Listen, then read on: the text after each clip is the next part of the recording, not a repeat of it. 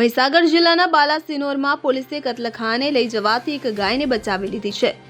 માંદલા ચોકડી રોડ પરથી એક છોટા હાથી વાહનમાં ગાયની હેરાફેરી કરતા એક આરોપીને ઝડપી પાડવામાં આવ્યો છે। જિલ્લા પોલીસ વડા સફીન હસન અને નાયબ પોલીસ વડા કમલેશ વસાવાએ કતલખાને લઈ જવાતા પશુ અને ગૌવંશની પ્રવૃત્તિને નાબૂદ કરવા માટે પોલીસને સૂચનાઓ આપી હતી। આ સૂચનાને આધારે બાલાસિનોર ટાઉન પોલીસ સ્ટેશનના પીઆઈ એએન નીનામાના માર્ગદર્શન હેઠળ ટીમો તપાસ કરી રહી હતી। ત્યારે બાતમીના આધારે બાલાસિનોર પીઆઈ સહિતનો પોલીસ સ્ટાફ બાંધલા ચોકડી રોડ પર વોચમાં હતો। દરમિયાન GJ07 TU 2208 નંબરના એક છોટા હાથી વાહનને રોકવામાં આવ્યું હતું। વાહનની તપાસ કરતા તેમાંથી એક ગાય મળી આવી હતી અને પોલીસે વાહન ચાલકને પકડી લીધો હતો। પોલીસે 80,000 રૂપિયાની કિંમતનું છોટા હાથી વાહન અને 10,000 રૂપિયાના 2 મોબાઈલ ફોન સહિત કુલ 95,000 રૂપિયાનો મુદ્દામાલ જપ્ત કરી ગુનો નોંધી કાયદેસરની કાર્યવાહી હાથ ધરી છે। આ કેસમાં 55 વર્ષીય વિનુ જેશંગભાઈ ભરવાડ રહેવાસી ખેડા જિલ્લાના આરોપીની ધરપકડ કરી છે।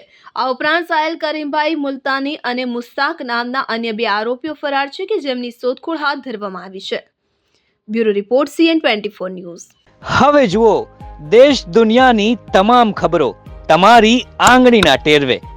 ઉઠાવો મોબાઈલ અને Google Play Store પરથી ડાઉનલોડ કરો અમારી CN24 ન્યૂઝ મોબાઈલ એપ।